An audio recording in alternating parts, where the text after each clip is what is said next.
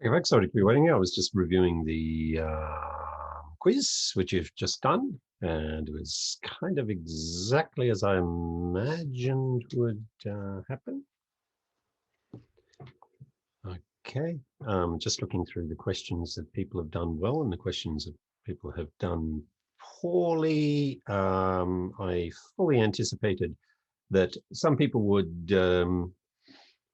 get a shock when they suddenly realize that, yeah, those links on design thinking to IDEO and the D School at Stanford, they did matter. Okay. Um, I have been a little bit exasperated in the last week.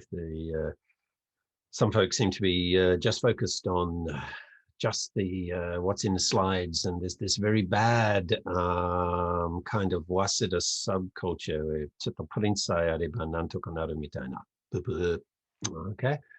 This idea that if you got the set of slides and you just get your mind around what's on the lecture notes, then you get a free ride. I mean, come on, we're a serious institution here, okay?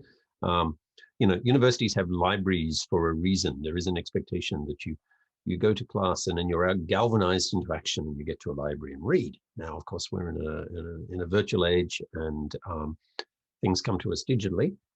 So a very strong hint. This is the university. So when people give you links to what are actually very easy to access and I think to understand, engage with reading materials, it ain't going to be too much of a challenge. Okay.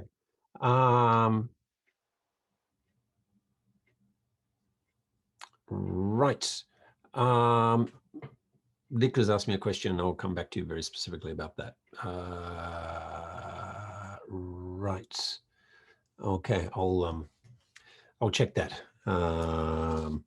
Interesting, but yeah, if anyone's got any other questions about questions, then that's fine. Okay, if I find I agree with you on that, I can adjust it across everyone. So that's a very easy thing to do. What I will say is the average was pretty bad, but that's what I expected. But it's not too bad because there's a whole bunch of people who realized that the links were important, not just important, but actually hugely interesting. That when I was making some of these questions last night, the biggest challenge for me actually was to stop myself rereading and rewatching all the material, which I've looked at so many times, but I just find so much of it engaging on the IDEO website and the D-School website. There's just such a rich set of resources there. You really can educate yourself quite rigorously, quite deeply in terms of design methodologies, design thinking. So, the painful thing for me when as I look at the likes of say IDEO and the D-School is that I'm often left wondering, what's the future role of the university here? That you can, if you know where to go, be self-educating. But and then I think, well, actually, that's really the essence of the university traditionally. We've never really been just in a direct information transmission business. That we're universities have, precisely because we said had libraries, have really been about trying to catalyze students' interest in things. So in a sense, we are influencers, God forbid, clearly curators, the most kind of on-trend faddy discourses about we're all we're all into curation now, we're all curators now, we're all influencers now. Certainly this is what we're doing. We're kind of signposting paths to interesting fields of knowledge. Historically, the universities were understood to be doing this in terms of pointing you back into the past, into the great learning of the past, the classics. And of course, we still do that very, very importantly. Someone like my very impressive colleague, Nathan Siddeley, really grounded in, the history of things like mathematics and whatnot and learning old languages to actually do his research, really gives a very strong sense of where we're coming from. I try to put a little bit of backward looking in terms of what we're doing content wise here.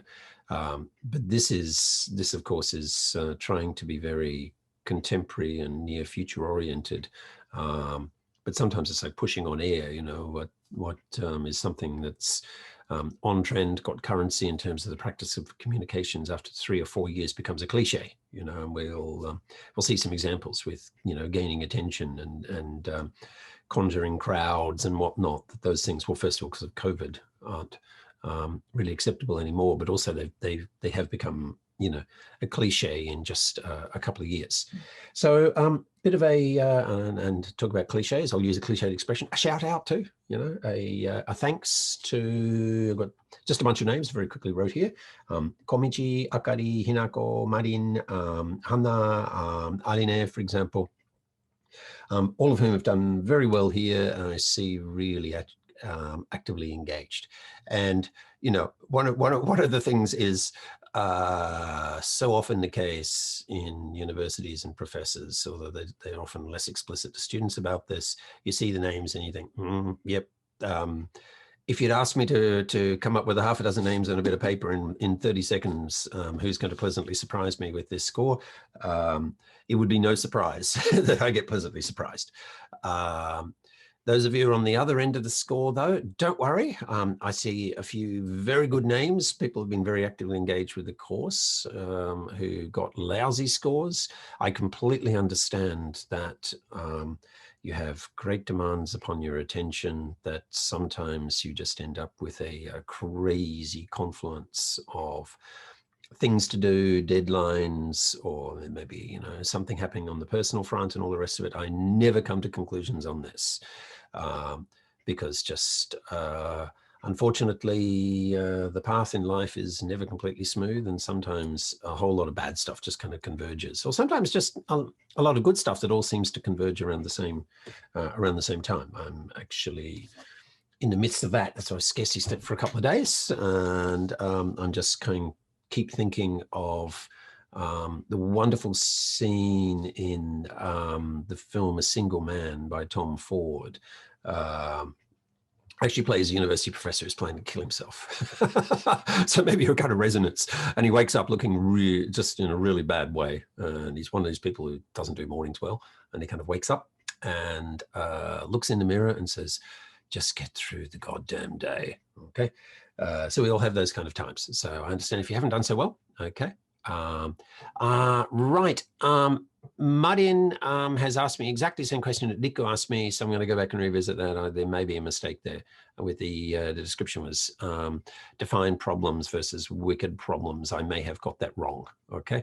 And if so, I'm given two very actively engaged students here and the lecture notes available, that may be wrong. So I'll review that, and if it's wrong, I'll change it. So everyone's score will, who picked the right answer, will be fixed, okay?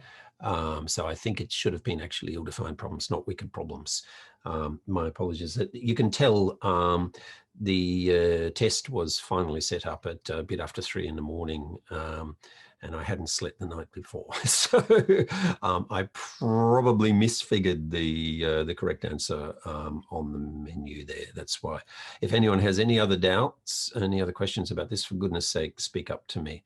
Speak to me. By the way, I must say, as a generalization, what really has horrified me over the years in SILS is that Japanese students almost never question their grade.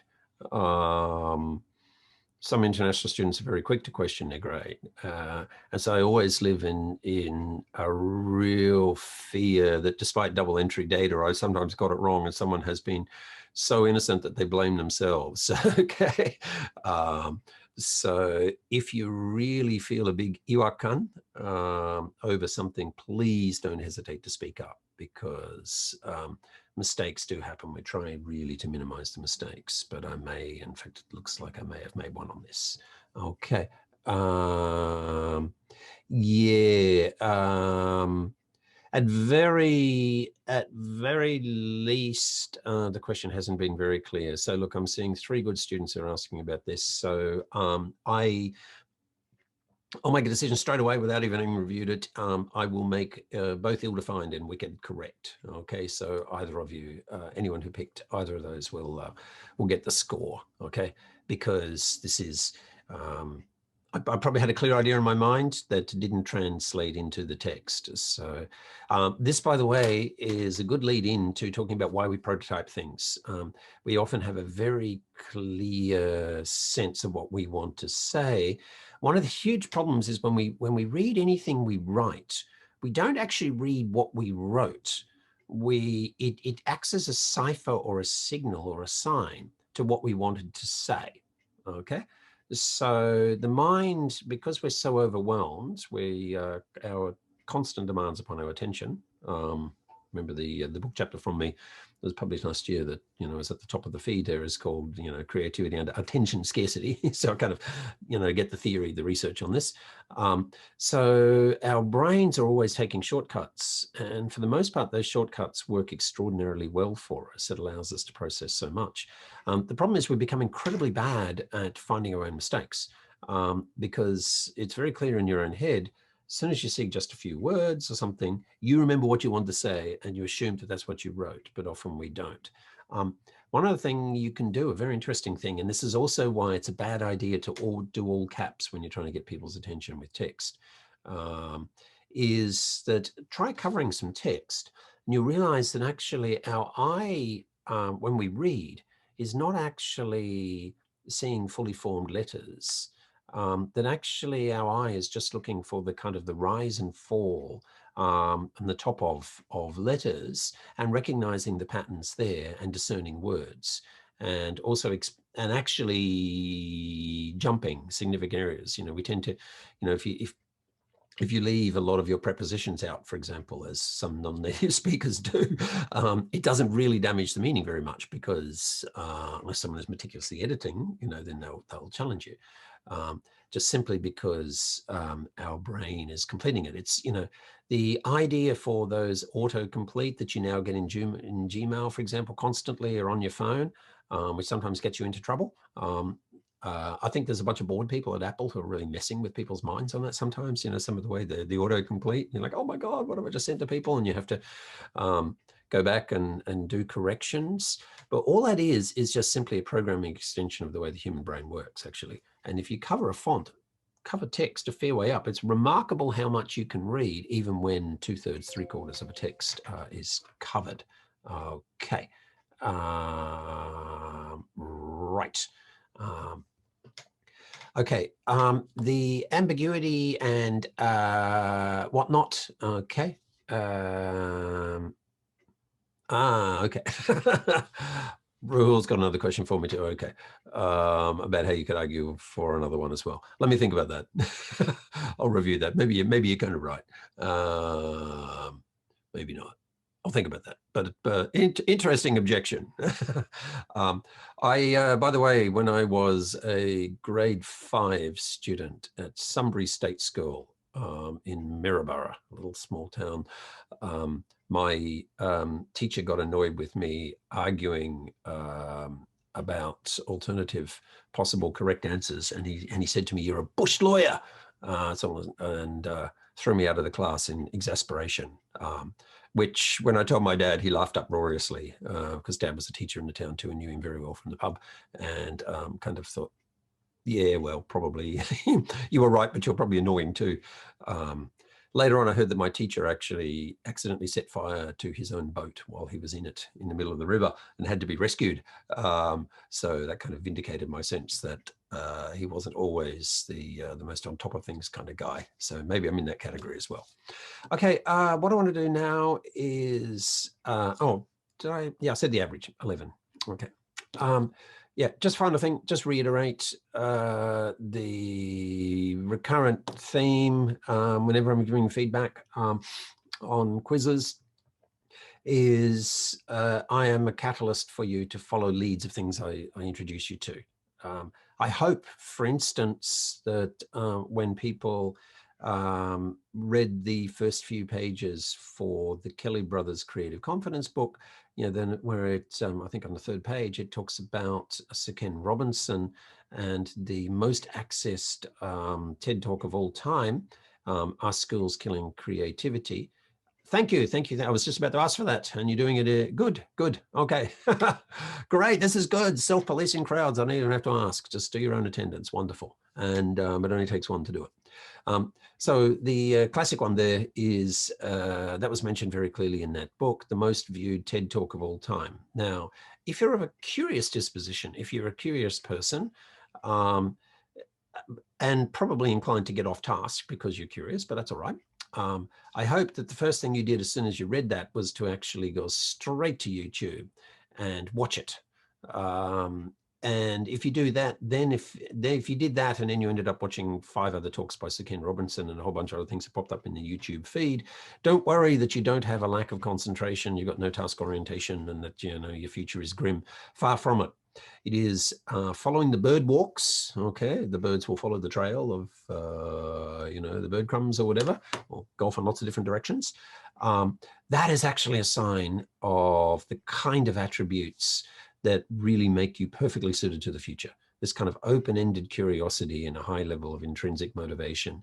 And one of the really interesting things is if you do watch some videos of both Tom and David Kelly talking, is that they're always getting a little bit off track. They're, oh, this and this and this, and they're kind of jumping all over the place, okay? So one of the really interesting implications of this is they're the kind of people that tend to really flourish, regardless of the field they come from, because they just want to understand how the world works, and they get excited by getting insights, okay? So if you're one of these people, fantastic. Don't worry too much that as a consequence, you know, you set out to check one quick thing and 4 o'clock in the morning, you're still watching those interesting YouTube videos. Probably what you need is a really tough manager, okay? That you need this combination of fluidity, curiosity, but then you need some kind of deadlines and some structures. And people, a lot of very clever creative people report actually that deadlines become absolutely critical to them. When we look in the creative industries, for example, we see that there is a whole lot of institutional structural ways to actually deal with these kind of things. We split the role between the producer and the director, for example. The director is really obsessive about the creative dimension. And then the producer is really about keeping the project on track and the budget and whatnot.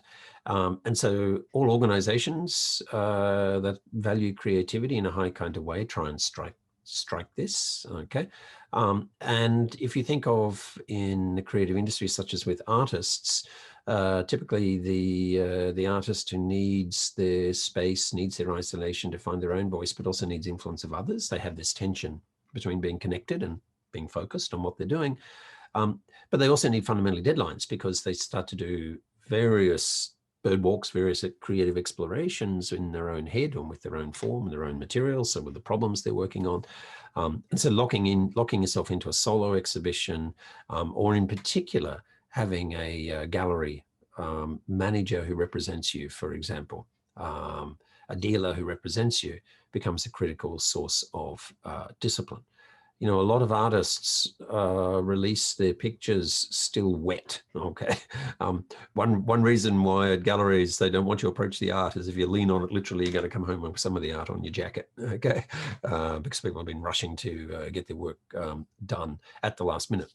That is also why throughout the creative industries, there is a culture of all-nighters. If you work in an architectural firm, design firm, and whatnot, you know, it's kind of all hands on deck, scarcely sleeping for days, sleeping bags under the desk and things like that, which sounds terrible and exploitative, but remember that there's also a lot of flip side, a lot of flexibility, you know, in this, that people can kind of disappear for weeks even, and then come back. And so you have very intense periods of work, and then you have very extensive and exploratory kinds of periods as well. But the all-nighters are so severe that, for example, if you see internships advertised, particularly for Japanese architectural offices, some of them, for example, Ishigami Sensei, I think he advertises his internship, the working hours are 1 p.m. to midnight. He just is not in the office or not awake before lunchtime. Okay, so let's go over and see how the creative process in the advertising industry has been understood by through the voices of the perspectives of a couple of very prominent individuals historically, particularly the short text by Webb Young is very influential. It's still sold widely. Fumizemi joined one of big Japanese advertising agencies. Everyone, all the Shinsotsu, the new employees at the Naiteshiki were given a copy of the book in English and were told to read it. So let me just pull my slides up here.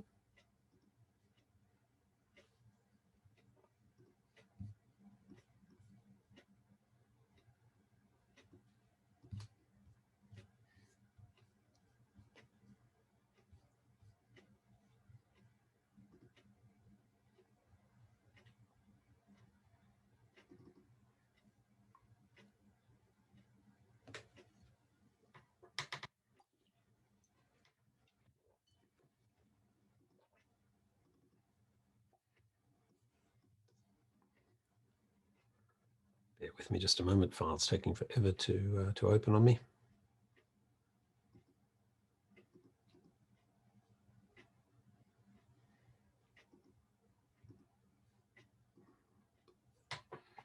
Got issues. We've all got issues. Bear with me a second.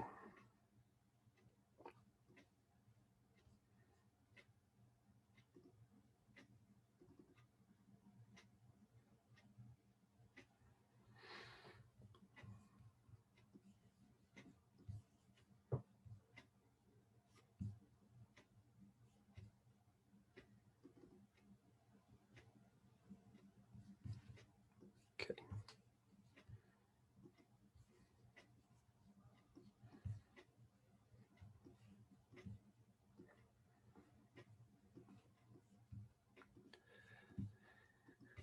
Yeah, sorry about the delay there. I had an automatic OS upgrade and the couple of the apps that had been open at the time weren't wanted to cooperate as a result. Okay, I'm going back into the design thinking notes that we covered most of. Let me expand this to full. Okay. And I'll just scroll down through all of this. You've seen this.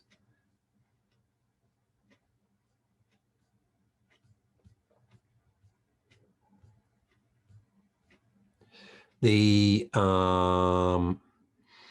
prototyping and episodic aspects are kind of critical to keep in mind as a working style, particularly even with your own academic studies. That think that, as I said earlier, you're not going to be very good at editing your own work.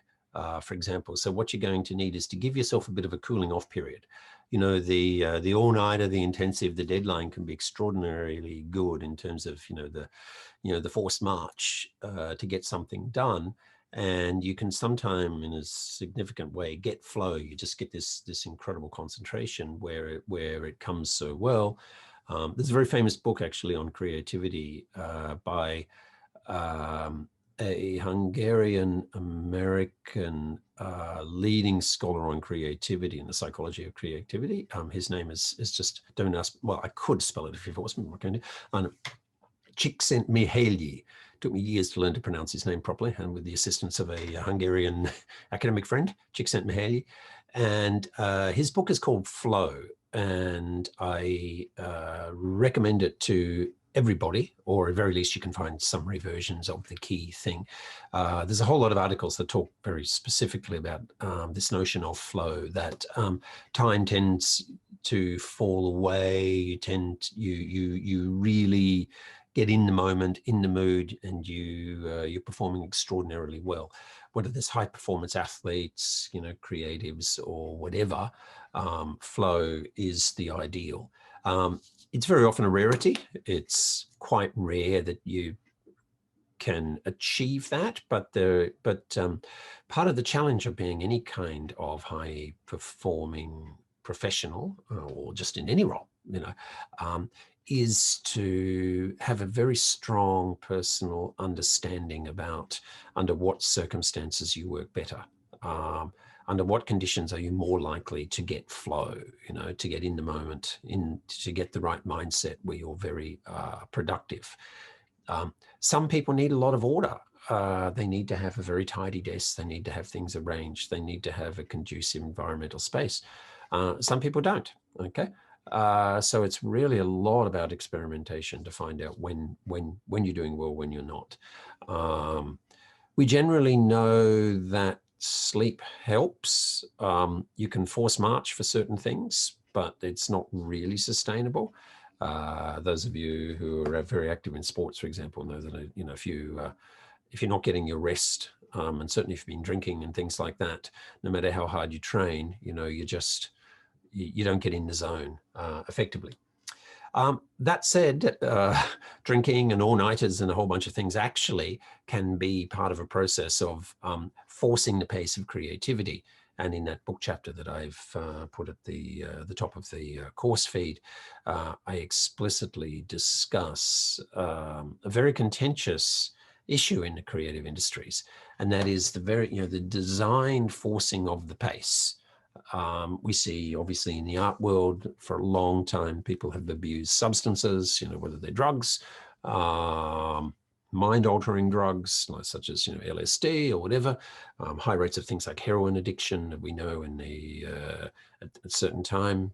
A lot of people just think, creatives tend to be more vulnerable to that. Not necessarily the case. Very often they're actually just in the elusive pursuit of a state of kind of flow or inspiration. Long discussions about doping in sport. The really big issue, the issue that is not dealt with because it's very uncomfortable for the middle classes, particularly in the Anglo-American world, is doping in academia. And in my academic article there, I cite some recent research on the proportion of university students, for example, who are using various kind of chemical solutions. This is just at the very beginning of these kind of issues. That if you look at Homo Deus, for example, the human god, the book by Harari that followed up on his Sapiens, he says one of the critical near-term issues is the ability for people who've got money to resort to cognitive enhancement. So it's not just chemical cognitive enhancement. That's quite straightforward. Every time we have coffee, we're doing this, okay? That's a kind of simple chemical enhancement. And that's been around forever, well, for a couple hundred years. But we can go much further than that. So basic issues of fairness are going to come to the fore. And so the sports issue, we're only just at the beginning of this. I don't think we're going to be introducing urine tests at Waseda yet every time we do exams to find out who's been doping. Of course, some of you may say, aren't the professors the worst? Yes. I cite in that article a very famous study which had appeared in Nature, which in a very honest survey, about 50% of the respondents, very high-performing academics, said that they had resorted to various chemical solutions to maintain their academic productivity. Some of the really basic ones are things like Ritalin and whatnot, which is widely used for ADHD and very effective and available in Japan. But things like Adderall and whatnot, which are banned in Japan, are kind of widely used by academics as well too. And then you get into the whole scary world of micro dosing with clearly illegal substances. One of the most sobering things, by the way, is young doctors because of the crazy long hours they work. Very often there are problems of self-dosing of performance enhancement medicines. Okay, well, let's talk about doing creative in advertising. One of the cliches, actually, of the advertising industry was people having, cocaine addiction and whatnot. If you watch Mad Men, we see one of the interesting elements in that TV series was, of course, the lead character there, Don Draper. Like so many people, had a bar in his office, quite normal in the 60s and the 70s.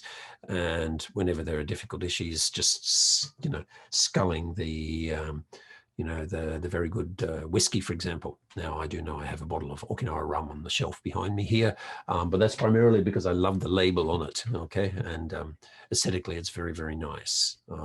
You can watch the level and see if it goes down over the semester.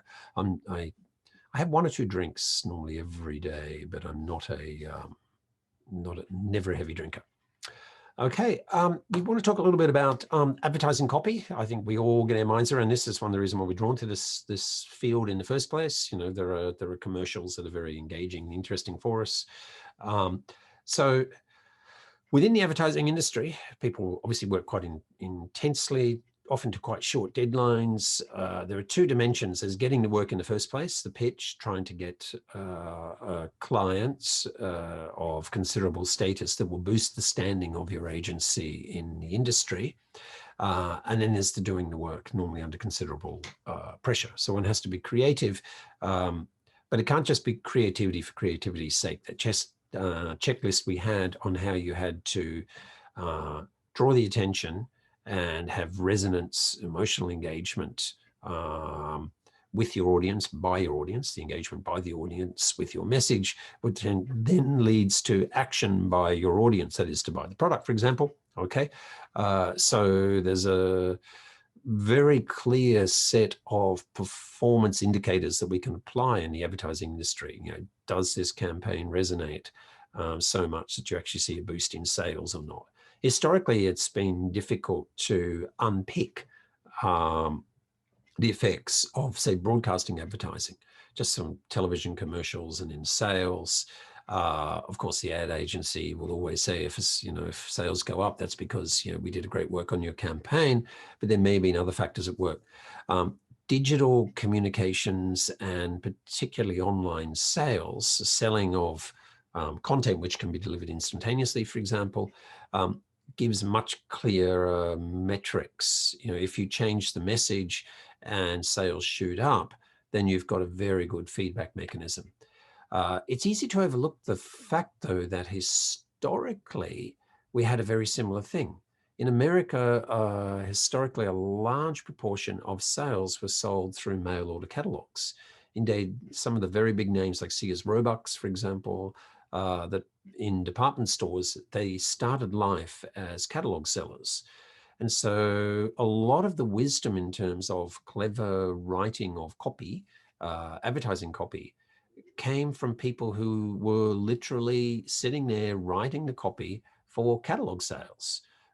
People living out in the Midwest, for example, they, in the days before the shopping malls and everyone having cars and good roads, people would routinely order through the catalogs. So you would read something and the catch copy would catch you, okay? And you would initiate a sale. So David Ogilvy, for example, he had two formative experiences writing for catalogs. That was one thing he did.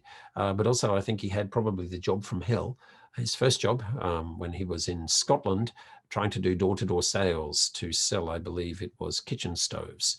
And the Scots pride themselves on being relatively cautious with their money and being very direct in their, and often playful, but very direct in their communications. So being an egg your man, kind of pounding the pavement, approaching a bunch of, tough Glaswegian housewives, for example, and trying to upsell a kitchen equipment to them would have certainly been a character-forming experience. The James Webb Young book, Technique for Producing Ideas, although it's tiny, still sells for about 15 to 1700 yen. Okay.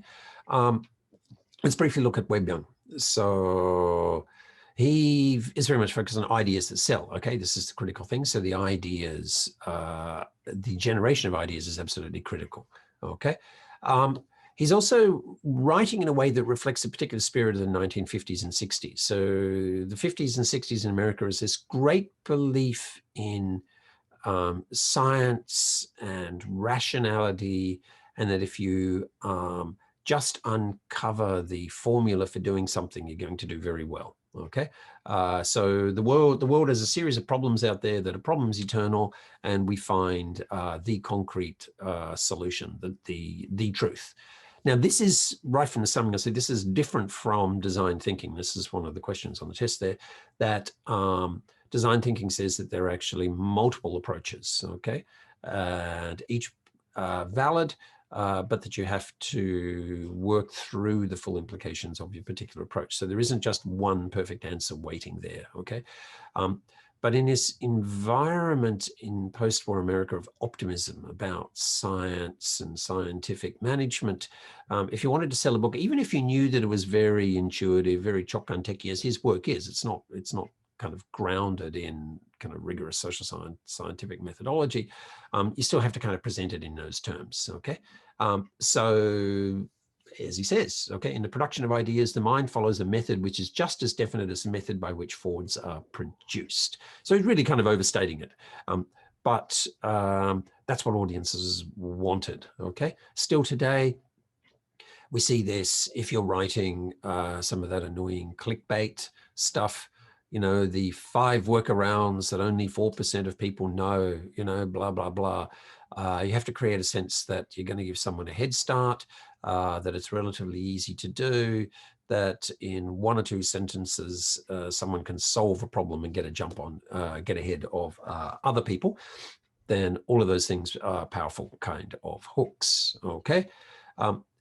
But actually, the reason why Webb Young's book continued to be so influential is that it, as he says himself, it's simple to state, it actually requires the hardest kind of intellectual work to follow. So it's got some basic principles, it's got a method, and it implies a lot of self-discipline.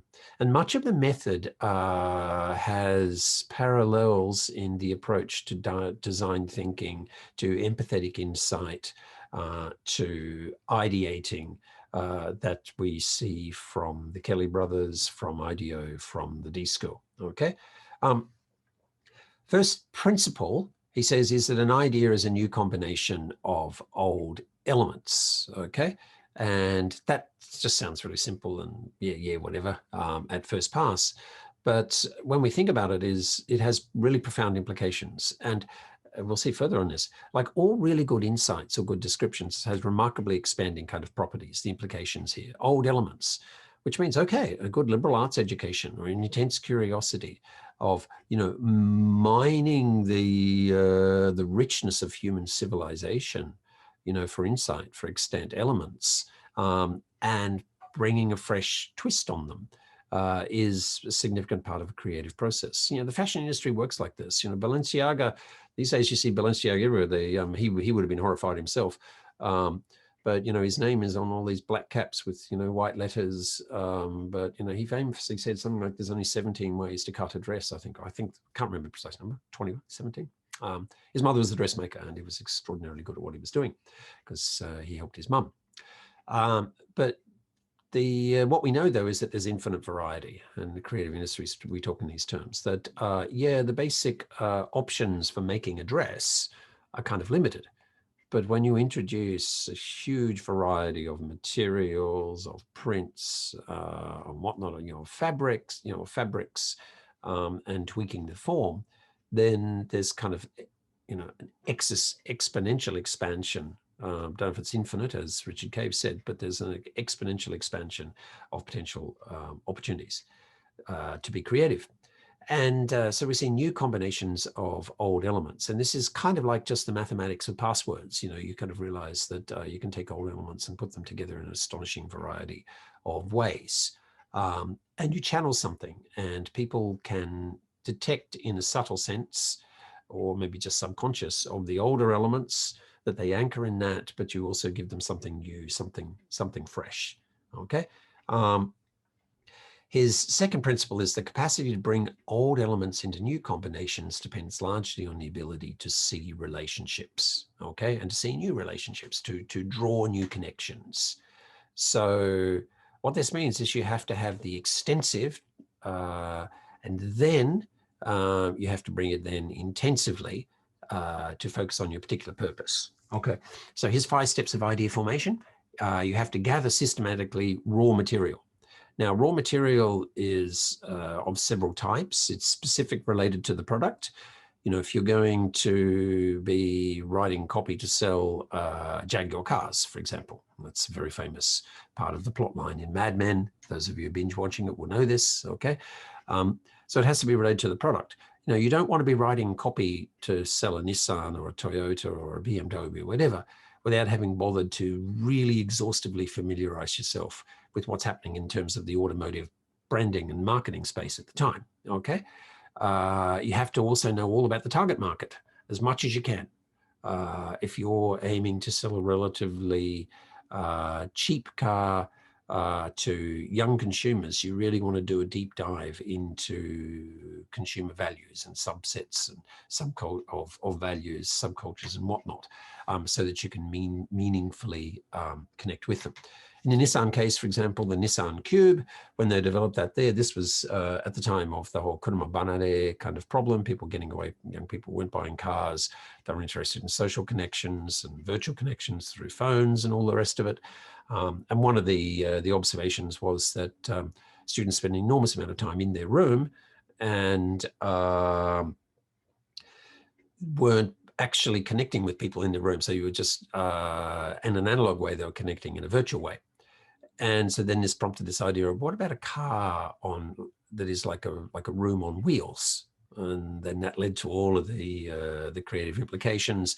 People they don't care about performance of the car. They're not worried about going fast. They want connections with people, and those connections are slow. So the car doesn't need to go fast. So the car can be like a box, okay? And in the whole branding of the product, actually call it a cube as well. At the same time, they understand that people were rather more mellow and interactive in their culture. They were less aggressive, that they wanted a comforting space. So if you look at the Nissan Cube, and they don't sell it anymore, but if you look at older ones, you realize that there is actually no sharp corner at all in the car. That although it's a cube and it's broad outline, everything is actually it's rounded on the edges, okay, in a very soft kind of way. So the whole design language of the product was working from insights about values. People wanted to be in a room, they wanted to connect, but it wasn't this like sharp, aggressive kind of connectivity. It was a very soft, supporting, comforting kind of space, and then to turn it into a concept for a car.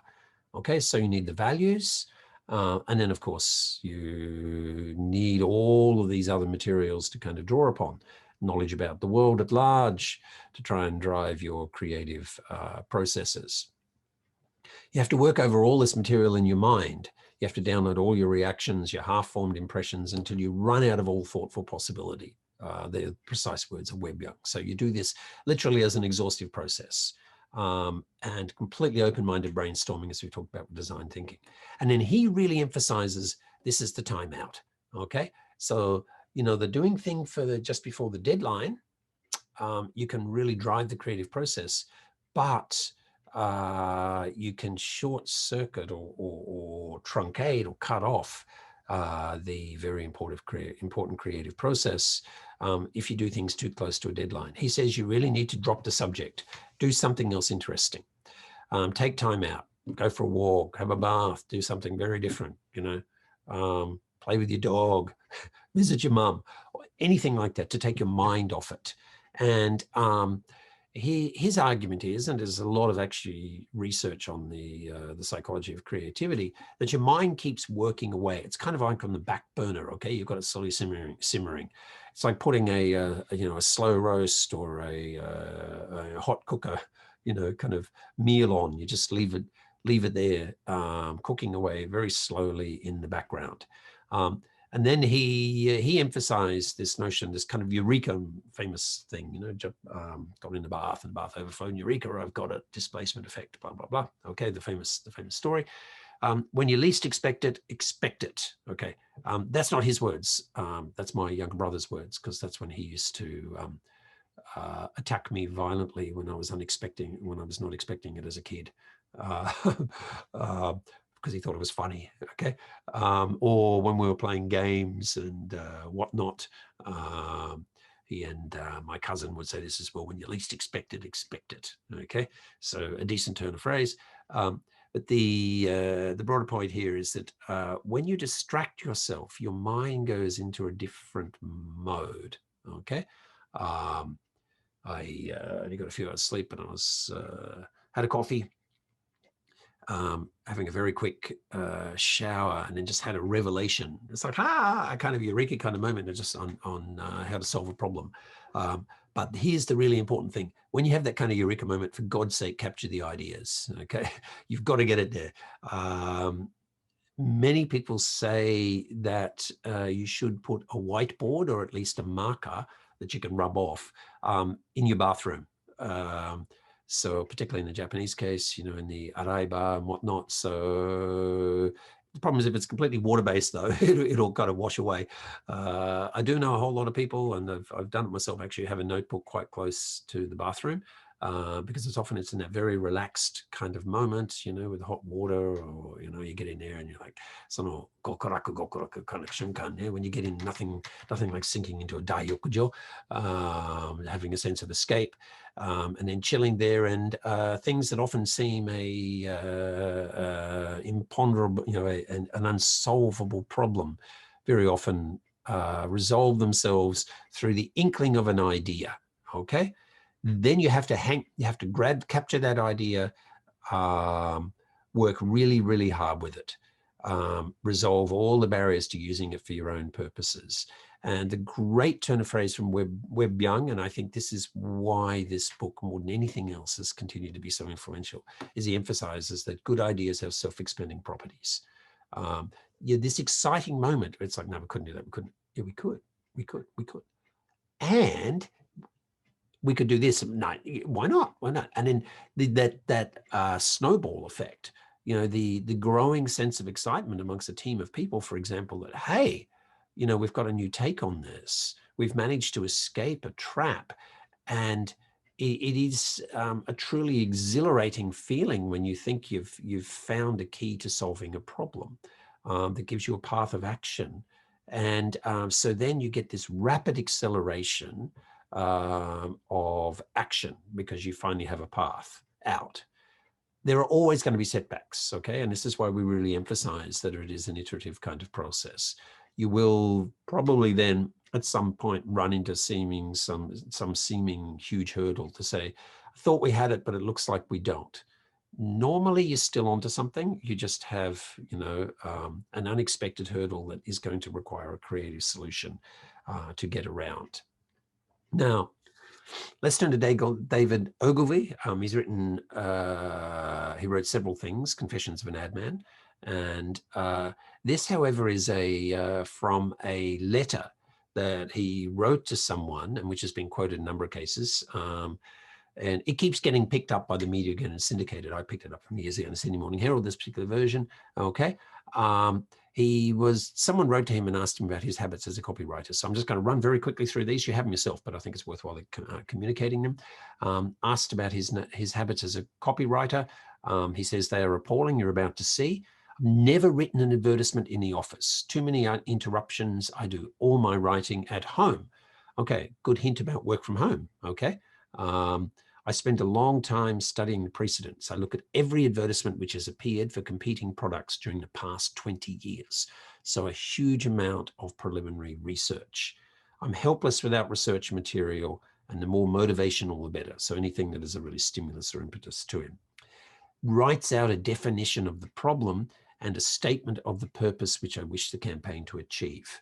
Okay. Then I go no further until the statement and its principles have been accepted by the client. This is absolutely critical.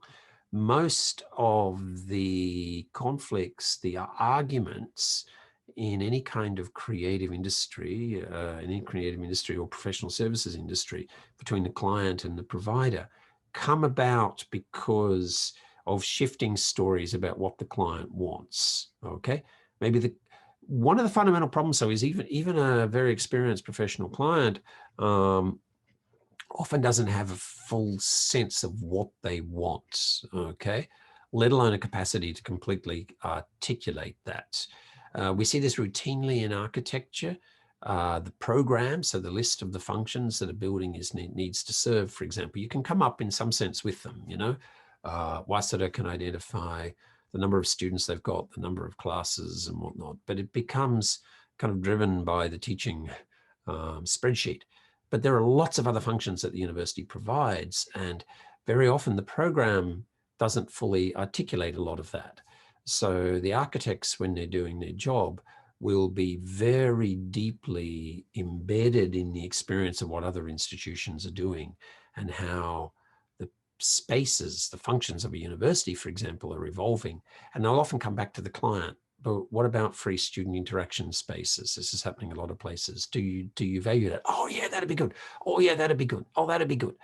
And so a significant part of the process and managing client conflict is when the client remembers a whole bunch of things that they didn't write in a programmatic brief. With Erez Golani, Solomon, who teaches architecture here and is also as a professorship at Bezalel Academy in Jerusalem. We've been doing some research over a number of years and writing and publishing on it about the Sanaa, the Japanese architecture firm, who are actually doing a new campus building, well, a whole new campus for Bezalel Academy, top art and architecture school in Israel, right in the middle of Jerusalem. And one of the most interesting things here is that the Bezalel Academy side simply forgot to incorporate the description of what they needed with parking, car parking, professors and car parks. Okay, at least at Waseda, we're kind of freed from the dilemma of that. And so the program got stalled for nearly 2 years as they tried to resolve the issue of the car parks. And on the Japanese side, of course, you're not thinking so much about car parks being a critical issue. If you have much more experience of doing university buildings in America, Australia, whatever, you know that that's half of what professors care about, that they want to be able to park their car on campus, but they don't want them for the students. Okay, so getting this clear agreement that, I hate this expression, it's so cliche, we're on the same page, is critical. So he gets to sign off, and before he does, until he's got sign off from the client, okay, we both understand what we're working on, he doesn't go on. Before actually writing the copy, I write down every conceivable fact and selling idea. Writing is thinking. That's a critical thing. Anyone who is an experienced pianist knows this, that you can't just simply turn it on. The idea that you can go and perform effectively without having practiced is unthinkable. And a serious pianist practices, 6 hours a day, every day. Okay, you just have to, it's tactile. Your body must continue to remember how to play. We seem to think with our brains, and particularly with the writing function, that you can just simply turn the key and it will kick up and work perfectly straight away, but it doesn't. Okay, so he's writing down every conceivable fact and selling idea, then gets organized. Okay, so he's effectively doing ideating and then he's effectively clustering his ideas, organizing them, making them relate to the research and the copy platform. Okay, then he writes the headline. And he tries to write, he says, 20 alternative headlines for every advertisement. Never select the final headline without asking the opinion of other people in the agency. So this is the kind of the prototyping thing, sharing your ideas and share them early. And Webb Young argues for that as well too, that you have an idea, make sure you share it to get feedback. And the perfectionists in it mean we often don't share stuff until much too late. And I'm always struggling with my zemise when they're developing their Sotzalon. Some of the very best students are always very apologetic. I'm not ready to share it. And they would benefit if they shared it earlier, okay? Whereas the really striking thing is that the really not deeply thinking people tend to very very quickly share, which is a good thing too, because it allows me to point out to them that they don't know what they don't know, okay, and to catalyze them to action. So either way, be prepared to share. And, you know, experienced people in the industry, they're very comfortable with things being messy. Indeed, that's a critical part of working, that you can share something in a messy state and the other party can help you actually bring some order to what you've got, okay? So sometimes he goes back to his research department, and a split run is where you actually do test focus groups of different version, for example, and we will talk about this later on in testing messages. Actually, there are meta websites, for example, now where you can test website design with effectively virtual focus groups, just simply by taking the same website design and by just importing it and using multiple color schemes to see which gets better reactions with eye tracking software and a whole bunch of things, okay? So he says, at this point, I can no longer postpone the actual copy. It's quite natural to put off the critical thing until last minute. Okay?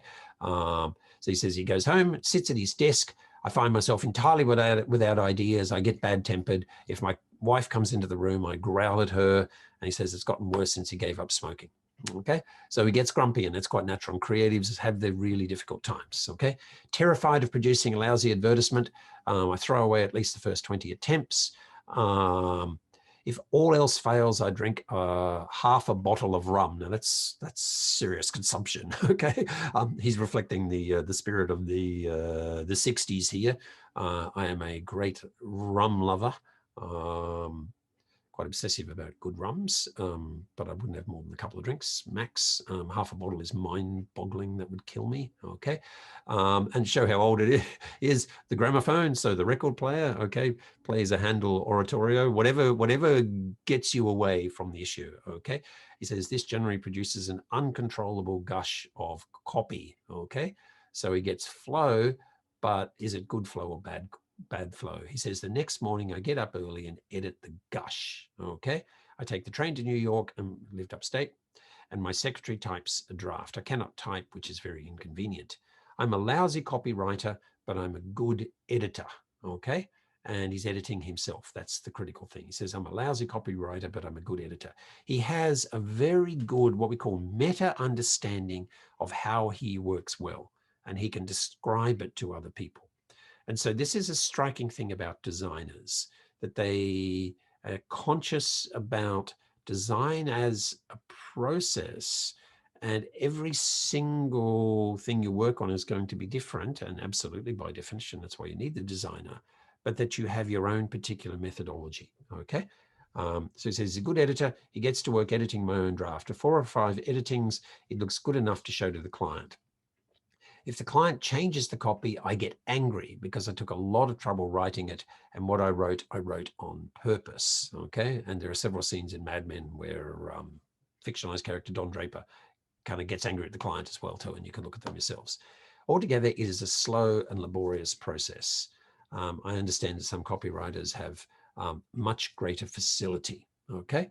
So you end up with a few words, and it looks so easy, but it's not.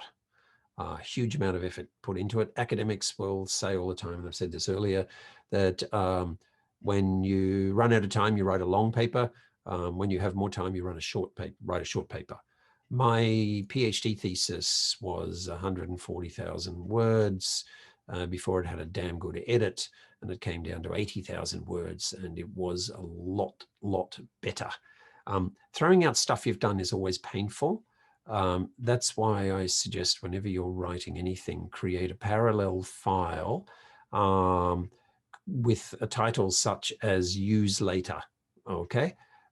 Just cut is too painful. Eventually you get experienced and you've cut, you can call it, you know, chapter 1 cut, fine, move it to use later. Psychologically, it's so much easier to take things out, okay? Because so much of the agonizing with organizing an essay is simply because the bits you've written, you want to use them and you can't make them work well. So very often moving some out, it's almost like moving something out of the way on a Rubik's Cube, okay, to line things up, makes it easier to resolve. Now, David Ogilvy has written so many other things, but some of the rules that come through in his book, for example, Confessions of an Advertising Man, let's quickly look through them. Learn from what certainly works, okay? The mail order copywriters, for example, perfect metric of the success of their message sales. And so we've gone full circle with digital. We've taken us back to where we were, you know, effectively a century ago. The message matters. What is the promise to the customers? Test multiple promises in relation to a common product and the target market. Just see what resonates with the audience. Have a great idea, and great ideas don't just fall out of the sky. You've got to work really hard to have a great idea. Give facts, don't be boring, charm the customers, don't be bad-mannered. And this is really important in an age of attention scarcity. It's easy to attract eyeballs. Assholes get attention. Rudeness gets attention, okay? You walk down the street naked, people are going to see you, not see you. They won't want to see you. It'll be like, in my brother's expression, it's like a car crash. You don't want to look, but you can't help yourself. Okay, but they are not going to think well of you. Okay, so it is a seduction. And I think this is a very important thing that's often forgotten in political communications. When I was an undergraduate, I was doing a journalism major, but I was very active in student politics as well too, and hung out with a lot of people in the Labor Party, more on the left. I'm a primary advocate of, you know, markets in SILS, but I come from a kind of a Labor Party kind of background, and that's a journey I can talk about another time. And I argue they're quite consistent but in ways that you may not have thought of. But the critical thing is, I think that so many people make when they want to change the world is that they get angry. Anger is a good motivation, but an incredibly bad tool. Okay, no one wants to be yelled at. Okay, people instinctively get defensive. So if you want to change the world, you kind of have to seduce people into embracing the change. Okay. Of course, do as you would be done is an extension of this. Don't make copy you don't want your family to see, okay? Think about what your teenage daughter, what your young son, you know, what you would like them to see. And, you know, don't be rude, effectively. Be contemporary, need customer insight, okay? Committees write copy. And we often say designed by committee means something that's like a really chuta-hampa. By the way, that is, I think, one of Japan's primary problems, that unfortunately committees end up designing so many things. And organizations that do well recognize that you have approval by committee or sign off by committee, but the committees themselves make a really bad chuta-hampa decisions, okay? If it works, keep using good copy. Soda, Kyoto Iko. I imagine they'll be using that for decades still, so they should be, okay? Define the brand personality. Don't be a copycat. Don't just rip people off, okay? It's just silly. You're going to get caught out, especially in this age, okay? And if you're copying other people, then you haven't done any of the work that you should have been doing, we've heard about, okay? So get the headline right, the hook, even more so in social media these days. And you know, the clickbait artists understand this, you know, that what hooks you into that action, which is so easily measurable. You know, the click-through rate, this is one of the primary measures in digital communications. What's your click-through rate? Does it prompt people to click and then engage with the material, and how far do they go? How much time is spent on the page? How deep do they go into the links, okay? And you want messages that sell, not art, okay? So Mad Men, highly fictionalized. This is the Don Draper character here, and you can look at video material. I put the two images against each other because I want to speak to the issue of the ad man as hero, the genius who has the great insight, writes the brilliant copy, but like all artists can be incredibly badly behaved because they are bringing the work in or because they are so creative. Now, several things kind of works against this. First of all, the recognition, you have to do very deep research, okay? But it's still getting, the hero, the classic late 18th, well, no, 18th and then 19th century romantic, as in the sense of the German romantic notion of the troubled artist or writer or intellectual who lives in the world, in a world of the senses, and has a very deep insight and creative insight, and brings things to the culture, but might be a hell of a person to be married with. By the way, in the movie, this is a depiction of his third wife. Notably in the back there, he's got the cocktail cabinet right behind him, right behind his desk, absolutely critical. And a beautiful Herman Miller chair there, by the way, which is, I have one here, but I'd like that one, but it's about Yonjuman. IDEO Japan, of course, very different kind of image, very diverse, of course, quite strikingly, but a much stronger sense of team orientation. There is a vast difference in terms of the self-image between IDEO, as depicted by, for example, we see David Kelly, in the documentary in 60 Minutes from America that's connected to on the website, or the various tools and then self-description there, and what they encourage in the D School as well too, which David Kelly was instrumental in founding. By the way, that distinctive feature of the D School, where it does not give a degree, came about directly from a suggestion from Steve Jobs. Steve Jobs said to David Kelly, okay, design school at Stanford, good, but no effing degree. The last thing we need is someone waving around a piece of paper saying, hey, I'm a designer, I've got a degree. That we want a certain set of values and orientation, okay? But as soon as people start calling themselves a designer, you've got a problem. That we want everyone to have a designerly perspective, regardless of their background. By the way, with a younger collaborator and now dear friend, Jakob Thestrup, who many years ago was an exchange student to SILS, actually. So I first met Jakob, came from Copenhagen Business School, and I was paying him to teach me Danish, and we became good friends. He's finishing off a PhD at Torday remotely. One of the things we've written on very specifically is based on his interviews with lots of designers was, when did you feel confident to call yourself a designer? Because there is this, fundamental problem of what we call imposter syndrome, that you feel like you're a fake. Now, many people actually, interestingly, reported a market test that when clients were happy with my work, they paid me and they used me again, or they referred me to someone else. So this kind of positive feedback that other people like what I do. Okay, so the admin approach versus design thinking, diverse sources of influence in a creative process, and good. What is kind of striking is that there's less emphasis on the iterative component with either the clients or the target audience. Very iterative in terms of doing it yourself. David Ogilvy and Webb Young are both very tough on themselves, or they're both dead, but were very tough on themselves, okay, critically.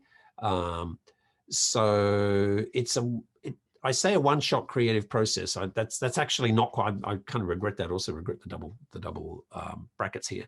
Really, what I wanted to say there was it's more of a one-shot process in terms of showing the creative to the client. Okay. Whereas IDEO is much more prototype, much more centered on users. And I've probably overstated this. I'm actually having second thoughts on this. I kind of want to pull this back because even IDEO don't keep going back to the client per se, if they've really done the work well with their focus groups. But actually, very interestingly, and you can see that David Kelly talks about this actually in his TED Talk and whatnot, that actually they often take someone from the client themselves to do the fieldwork component.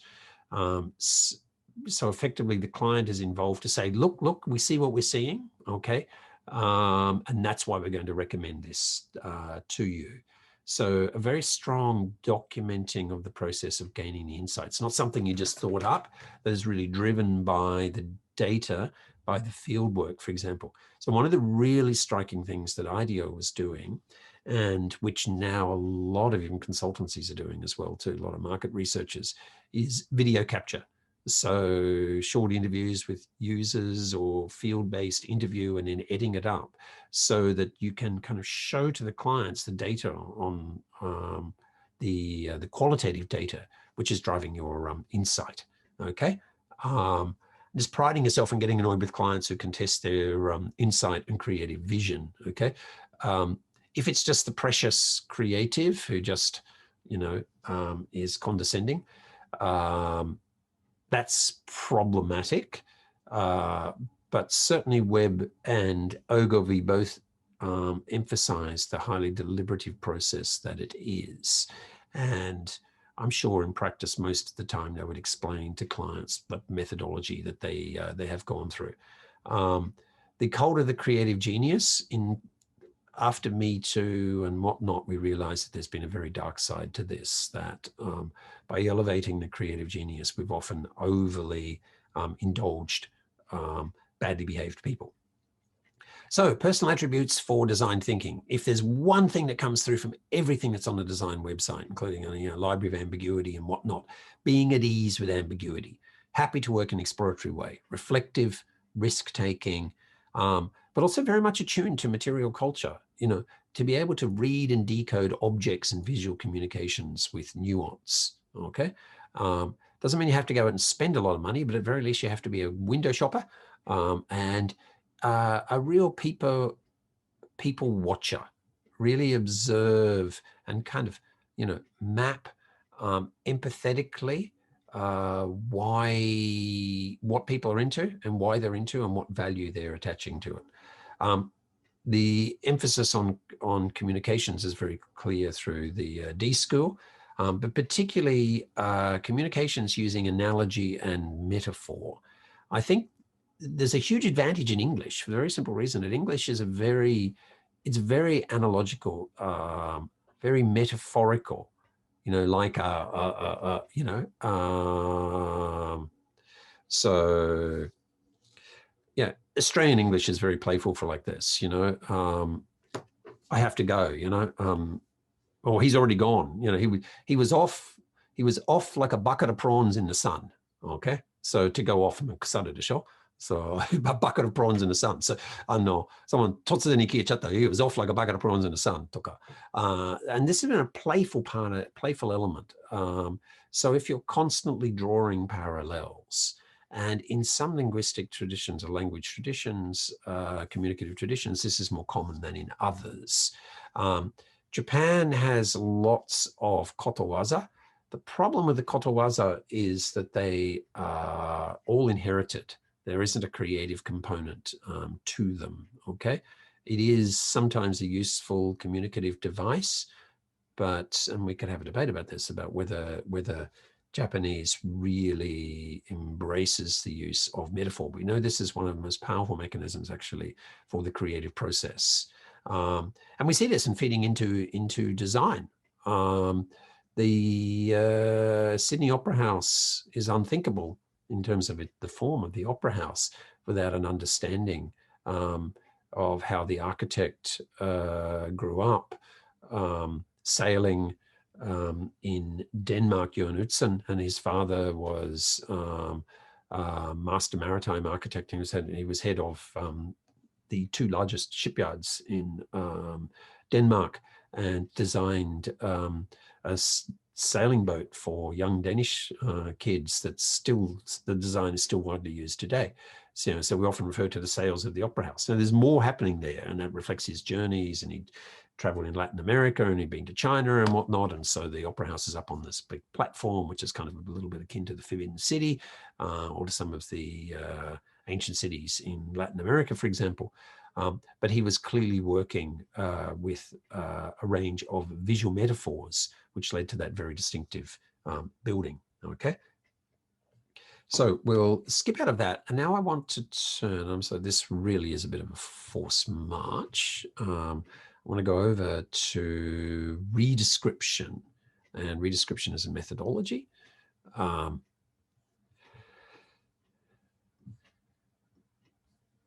So the critical thing with redescription is that it's really about taking the familiar and interrogating our own lazy description of what it is, okay? And what a difference a name can make.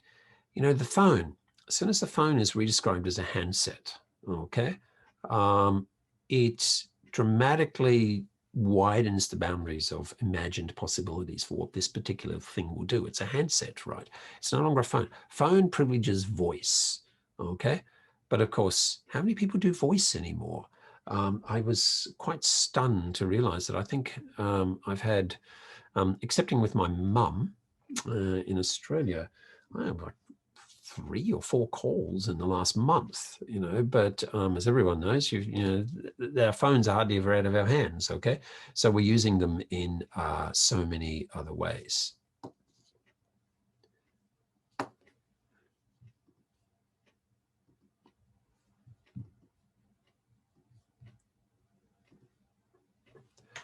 You may hear a ticking. It's not a bomb. It's my clock. I better tick, tick, tick. Nice design, English design, but it's actually really, really noisy. The brown one's much better. So I'll put it further away from the mic that's above me that you can't see. Okay, so I want to start off very briefly by just saying that redescription has been articulated in very serious political philosophy by a scholar, Richard Rorty, who really emphasized, the need for empathy and his notion of kind of liberal Iranism. I'm not going to get bogged down in this. Actually, Paul Bacon is very well read in Richard Rorty and liberal theory, and particularly as it applies to international relations, which is what he does. So a quick quote anyway from Richard Rorty. It's a heavy sentence because it's philosophical. The task of the intellectual with respect to social justice is not to provide refinements of social theory, but to sensitize us to the suffering of others and refine and deepen and expand our ability to identify with others, to think of others as like ourselves in morally relevant ways. When you read it like that, it's pretty straightforward. So to simply expand the boundaries of our regard, to see other people as kind of people like us, whether they're gay, black, different gender, on the other side of the earth, different religion, to expand the boundaries of our common regard. And Rorty himself mirrored this in that he actually left the philosophy department of university and moved to the literature department because he said that the writers, novelists, documentary makers, for example, actually do much more to improve the lot of humanity than philosophers do, just simply because they give us means to empathize with others who we previously may not have been concerned with. And just very quickly, Rorty, I'm going to zoom straight through this. I'm not going to examine this directly, but just to say that actually the issues we're talking about here are, very serious intellectual issues. And while we're focused on corporate communications, for example, and not-for-profit communications, maybe to change the world, we have some very deep philosophical foundations here. So, Rorty says, don't waste your time arguing about absolute truths, okay? That we want to understand that your own values and your vocabulary, are what we call historically contingent. They come from a particular time and place. And don't get too hung up on the search for universal philosophical or scientific truth. Fine if you're in physics, okay. But that in the people in the humanities, indeed in the social sciences, even using social scientific means, for example, should be more focused on actually making a difference. So he's actually, without ever realizing it, he's actually kind of getting very close to the basic stance of design and designers. That design is really about making a positive difference to the world, okay?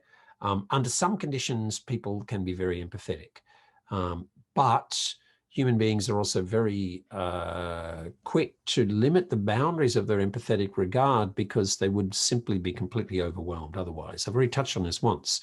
But every hoikushi, every childcare teacher, staff member knows, the contagious nature of babies crying, okay, and kids mirror and the suffering.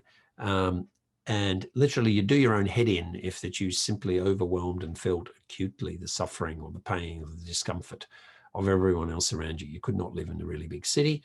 Rainer Maria Rilke, very famous German poet, for example, He was of such an acute sensibility that for long periods of time he had to take himself off to be alone. He just couldn't, you know, he was too overwhelmed by the experience of human suffering.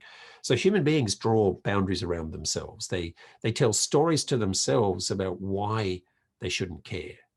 You know, the person who looks like they're having a, you know, a medical episode on the subway, you tell yourself, well, you know, the icky and some will help them or whatever, or, you know, I don't have time, other people have got more time than me. Very often we tell ourselves why it's okay to not care, to actually check our instinctive empathetic regard and to talk ourselves out of it, okay? Now, Rorty and others say that very often what we really need is just better descriptions, okay? To enable empathy and insight, and often far more important than better formal arguments. Now, he's from the left, actually, but there's a similar line of thinking, slightly different language terms that come from the right around British philosophers, for example, John Gray and others, that rights-based arguments are inherently problematic. Actually, Yuval Noah Harari in *Sapiens*, I think he has a knockout blow against so many rights-based arguments. You know, that if you look at the evolution of humans, just talking about rights is just utterly nonsense. The rights are only the ones that collectively agree to enforce, okay? I went to university with someone who was very lucky not to be shot dead when he was a university student. Was working in a drive-through bottle shop, and a guy pulled up, pointed a gun at them and demanded money. And he and another friend, I knew them both, were working in a bottle shop. The engineer had the good sense to open the cash register and get down behind the counter. The law student, on the other hand, wanted to have an argument with the guy and was very lucky that he wasn't shot dead. Someone points a gun at you saying, but what about my right to a safe work environment? No, okay, that is not going to be persuasive. All you can do is try and promote a little bit of empathetic regard. You know, hey, I've got nothing against you. You can have your money. It's not my money anyway. So that's tactical. And I've got a kid. I've got a kid. Please don't shoot me. I've got a kid. Is a lot better than you're violating my human rights. Have you read the Sustainable Development Goals? Please don't shoot me. And they're going to say, you're guaranteed to be shot if you start running a rights-based argument to people. Okay. So in short, better descriptions.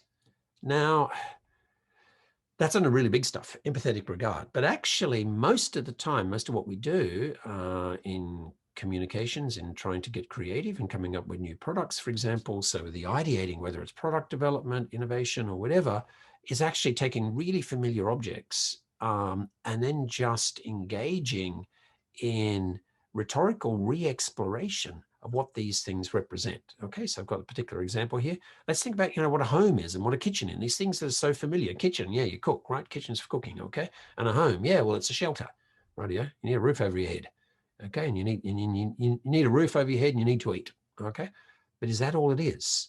IKEA catalog ripped it off, okay? So actually, what's a house? It's a place of assurance, okay, of storage.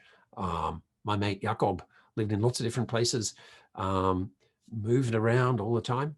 And he was always sending a box back to his jikka of stuff that he didn't need. So it's a kind of, you know, a site of offsite storage. And lots of parents exasperated, and they eventually say, hey, you know, you're 40. Can you take all this stuff from the house? We want to downsize ourselves, okay? This ongoing process, you know, my parents on that too. I think I'm down to one box now at mum and dad's place, and they've moved so many times. So, but actually, a house we can think of as a place of flows, of transformations, of performances, of evocations, and of costs and risks. Okay, so these are the clusters. Okay, well, I've already come up with this. I did this exercise myself. Okay. Not for client or anything, just did it, okay? And so the clusters, so let's look into these different categories. Assurance, okay? Anshinka, shelter, hygiene, security, comfort, familiarity.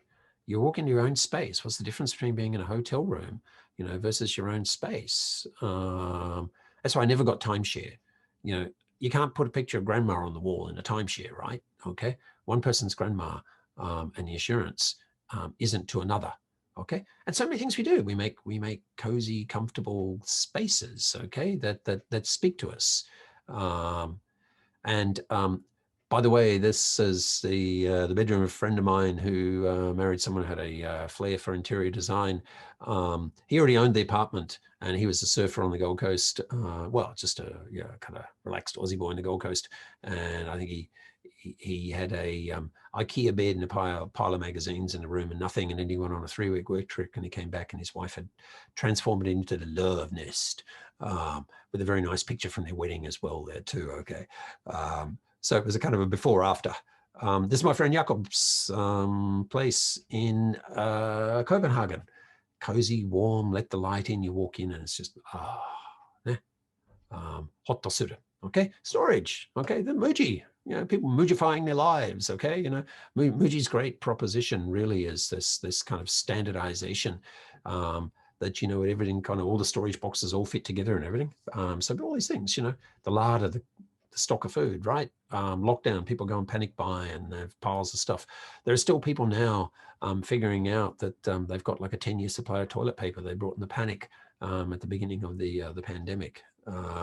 Still stepping around the piles of crap that they bought in a stupid, hurried kind of way. Okay, so it's the closet, it's the garage, where the car goes, for example, or the multiple cars, it's a base camp, it's a clearinghouse where things come in, things go out, where you this temporal process and what you temporarily own, and then you have them, and eventually you get rid of them, you pass them on. Maybe it's a repository of meaningful objects. Okay. We can think of a house as a site of flows, air, light, energy sources, water, gassy, okay, to get into the horrible mechanics of it, of people coming and going, and resources of information. Buildings too. One of the critical things with architecture that works is how well can people get in and out of the things, okay? And so the architecture of flows is absolutely critical, and we understand buildings as a space that are navigated by people, and how do we experience them in navigating those flows. When you start to take seriously the recycling of the rubbish, that leads to elementary problems of having it work. And so you only need to go to Talk to Your Hands or whatever to find so many different potential solutions. The moving in, moving out thing. Single largest barrier to people moving is just the logistics of packing up and getting in and getting out. But then also the storage, that your system won't necessarily work in another place. Japan, the great contribution of Japanese traditional architecture came through its modularity, the fact that it was modules, with the tatami and the fusuma and the shoji all on a standard grid. There was no tradition of this in Europe, and there was modernist architects who were like, particularly Walter Gropius, for example, others who were hugely influenced by examples of Japanese architecture. And so everything, modern sliding doors, built-in wardrobes, all of these kind of things were hugely inspired by traditional Japanese architecture, because the Japanese house was simultaneously, it was a house, it was shelter, but it was also the furniture, okay? They, in Europe, separately, the kagu, and the betsu, okay, but in a Japanese case, literally was integrated. We still talk today in English about built-in cupboards. By the way, there is nothing more unsaleable in Western countries now than a large, old, well-built and often very nice cupboard, because modern houses, people don't have cupboards, but the transformations: rest, go home, rest, leave the home, revitalized, dressing, undressing, washing, beautifying, cooking, breeding, aging, all of those things, all of these transformations, that are happening in the home. Okay. Bring home vegetables, chop them up, put a bit of very good white balsamic and vinegar on them, and they're transformed into a meal. Okay. So performances, entertaining, prayer. This is a critical thing. Muslims who pray 5 times a day. The home is a significant source of privacy for their religious faith. Romancing, negotiating, child raising, arguing, closing the windows before the family argument starts. Reconciling, separating. You don't want to have that breakup conversation in the restaurant. It just ain't nice. You don't want to go polluting public space with drama. The vast bulk of the painful breakups kind of happen there. And you've probably all seen them just before the shoe den, standing at the kaisatsukuchu. And you're like, this is kore wa saigo da, o wakare ne. And everyone kind of gets it. And it's like, oh, oh guys, oh, oh, no, come on, guys, give it another go. Or take it somewhere private where, okay, we don't want to see your pain. But evocation, style, order, control, warmth, values, attainment, status and power, all of these things are embodied in the home, okay? And your place in space, time, and culture. All of these things we could think about as evocations, for example. And there are so many tools and instruments we use this, okay? Lighting, design, and various things. Decor, that was a boutique hotel I stayed in Shanghai, which, you know, I talk about material culture, okay? These are labels from, you know, Chinese lychees, you know, canned lychees are then turned into an artwork on the, but then also I've got this picture here to remind us that tastes change. I like mid-century modernism. I look at this and think, oh my God, but some people still like it. Costs and risk. Valuable asset in itself, housing, okay, high switching costs, servicing needs, potential object of envy. Much of the world, you have a nice house, you need a very big fence and barbed wire around it, and sometimes people standing outside with a machine gun because it is an invitation to get robbed, okay? All of the vulnerability, you rent an apartment or something these days in Japan, and it comes with a very thick manual on all the issues, the health risks associated, and how to deal with them. The kitchen, of course, applying lots of solutions, and we get that. But when we ask people what is a kitchen for, we find very interesting things. When I've done an in-class exercise with this, one student who's a very keen artist said, I never cook, but it's where I make all my art, okay? Because it's the only place where I've got a wet space, okay? But when we start to think like this, and we start to see how people actually use their homes, the home party thing, the transformation with modern open plan dining. Once upon a time when the center of social life for entertaining was the men, and they had no interest in women's work, and the women were in the kitchen working away, the kitchen did not have to be open. So in fact, the more men didn't see what was going on, the easier it was for them because they didn't have to be grateful, okay? Once you have a kind of more equality in a relationship where all the members of the family are contributing equally, and you want to participate equally in family life, and then if you have visitors in the social life, the kitchen becomes open. And so in the last 30 to 40 years, the shift towards open plan kitchens has been absolutely significant, dramatic. And then the idea that someone would turn up, you know, for dinner at a dinner party and would all be prepared. Well, no, you go to a restaurant for that. So it's more of a collaborative kind of process. Everyone's working busily. So the kitchen, the big island bench and the stools, and everyone can gather around as the meal is being prepared, okay? So you can talk while you're preparing the meal. So that whole shift in terms of home entertaining. Now, most interestingly, we've realized that, well, we go further. As the food industry has become a major entertainment industry with celebrity chefs, for example, and you've got corporate events trying to connect with customer bases, we are now seeing the kitchen as a standalone space, as an event space. And this is a picture of one actually right in front of Shinjuku Gyoen. Now, of course, it's not happening right now with Corona, but you can rent this space for a few hours. Now, in the Japanese context, lots of things happen. Small corporate events, high-end corporate events, they bring a celebrity chef in to prepare canapes, for example, and people can participate. Mamatomo can rent the space, they can come together, they can cook, they can do a kind of a home party, but not in someone's home, in a neutral space, for example. And this business was absolutely booming before Corona, and you can see this. So we need to rethink any particular space and the values in the cultural context. And then the notion of expanding ideas, okay? If you want to get a sense of the reality of kitchens, Anthony Bourdain's book, actually I'll show. Running up to an hour and a half, I'm about to stop anyway. This classic book, I recommend everyone reads it, okay? Unfortunately, Anthony Bourdain committed suicide a couple of years ago. It was extraordinarily sad. Kitchen Confidential. Adventures in the Culinary Underbelly. He talks a lot about the reality of working in a restaurant. Extraordinarily good read. Okay, so that gets a sense of the difference between the professional kitchen and the home kitchen, for example. But when we start thinking about, well, how do people use their kitchen? Really significant thing is if we have a focus on flows, what comes in and what comes out, okay, this changes the way you cook. And I always say, good cooks, people who cook well, always have a storage and a flow view of the way it works. They go to the refrigerator, they look in the refrigerator and they say, what needs to be eaten first? Today, we will eat the thing that needs to be used up first, okay? So everything needs to be used up, maybe pulled out of the refrigerator. They look at it and they say, now, I've got these ingredients, what can I make? And this provides a good insight into creativity as well. You've got to use what you've got.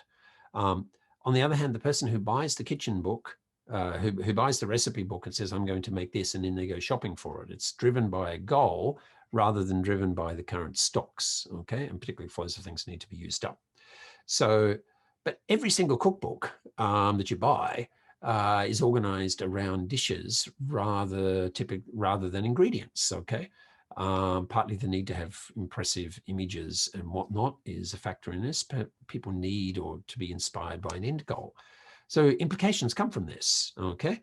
A metric-based cookbook app you could have, for example. You put in the ingredients you've got, you put in the techniques you can use. Most people living in small Japanese apartments don't have a decent oven, for example, okay? And then you could generate recipes for dishes.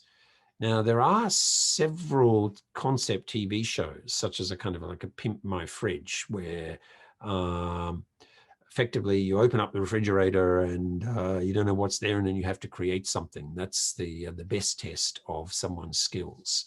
So when we get creative, that has kind of cascade effects. It leads us into a whole range of new ideas and new ways of imagining spaces, imagining business opportunities. I've just talked about here about new ways of making money with rental spaces, a new kind of app, for example, TV cooking program with a completely different concept. So in short, as I say here, if you want to sell an existing product, one thing you can do is suggest to audiences that they re-describe valuably for themselves something already familiar. Help people to rethink the value of something that they know so well, particularly if you want to bring a new product or to expand the realm of relevant information for particular consumers, okay? So also, I think we can say that people will often embrace with enthusiasm fresh understandings about their worlds. You know, the clickbait sellers I mentioned, you know, they want you to click through on stupid sites because they're trying to monetize those sites with click-through rates because of bad metrics on this. We know the best way to get people to click through is to offer quick solutions, okay? People want to make their life, you know, the daily life better. So everyone really is doing daily thinking, daily design thinking. People are doing this kind of incremental kind of Kaizen, trying to solve problems. People are very, very open to this. If you've never checked out the website Lifehacker, for example, look at that. But as soon as you Google anything, how to do this, what do you find? And particularly in relation to YouTube videos, because Google, of course, owns YouTube these days, anything, there's a YouTube video on how to do it.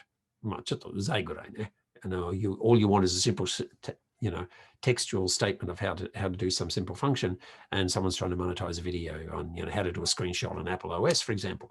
What this means is that people are proactively seeking workarounds. And so if you can bring people to a redescription of the familiar, then people very much enjoy it, particularly if you can say you don't have to throw out everything you've got, that you can repurpose the things you've already got and find new value in the things you've got. That becomes highly sustainable, for example. On the other hand, if you just try and change someone's mind, no, you think Toyota is the most reliable Japanese car. No, Nissan really is. That's not going to work. Because people simply say, well, yeah, you want to sell me Nissan. That's why you're going to tell me this, okay? People don't want to be told that they have been wrong about something. So the critical thing here is you want to add to people's understanding. and self-understanding about value. Don't say you've had it wrong up until now. You're completely right. Toyota were very reliable cars. Great. If I was working in the mining industry in Australia, I would definitely buy a Toyota. But if I was living in Tokyo, I might be valuing other attributes even more, and then I would insert whatever particular brand story I want to kind of sell there, okay? So that's the critical thing. So a positive, expansive framing, which adds to people understanding, okay? Critically, if we just think about the bundle of attributes that any product represents, and later on when we give you the class, the description for the project about the campus, this is what you're going to be doing. You're going to be thinking about the bundle of attributes that the university campus represents, okay? Also, this helps to make it clear the impermanence of the existing product segment and industry boundaries and how they will simply fall away. You know, Nikon, Canon, and so many of these other manufacturers have had to face the simple reality that the compact camera business has just disappeared. Who buys a compact camera anymore? You know, a low-level compact camera. You've got your phone with a very good quality camera. Some people buy very high-end compact cameras with very particular product attributes. Everyone kind of gets that description, but they get it kind of belatedly. So when we think in terms of bundle of attributes, new bundles may be imagined, okay? So a full redescription of the processes and functions and the usage of a particular combination of products and services may give insights into unmet needs. You know, here's one, if anyone's a good programmer, there is a gap. There is a gap in the Apple ecology. The gap is between the kind of the to-do list, the reminders, and the calendar, and some very sophisticated software for project management. You've got something that's an ongoing thing that runs across weeks and months with a whole bunch of kind of mini deadlines and whatnot. Now, the way reminders works and the way calendar works doesn't integrate that. And I've looked at every single project management software out there, and it's great if you're working in whole teams. But if you're doing solo projects, and that's what most people do these days, there isn't one single one which really, you know, gives a very comprehensive, very nice integration across those kind of dimensions. You have to go completely into that system, project management software, or not. And if anyone's got a most recent suggestion, I'm very keen to hear it, for example. But you look around and you just simply find your daily pain points. And this is the critical thing in the discourse that IDEO uses all the time. Okay, so finally here, what we see is that redescription might give us kind of algorithms of action, okay? It may give us new decision rules or principles to follow and the products that may support them, okay? So this is what you're going to be thinking about, the university campus redescribed, and we're going to come back and we're going to talk about that when we launch the project, just around the time that you've got your videos finished. Okay. So now I've actually gone a bit over an hour and a half, but given technically we have longer, I'm going to leave it here. I'm going to hang about. If anyone wants to ask me very specific questions about your project or anything else, very happy to do that. Otherwise, if you're done, you can take your leave and otsukare for the quiz.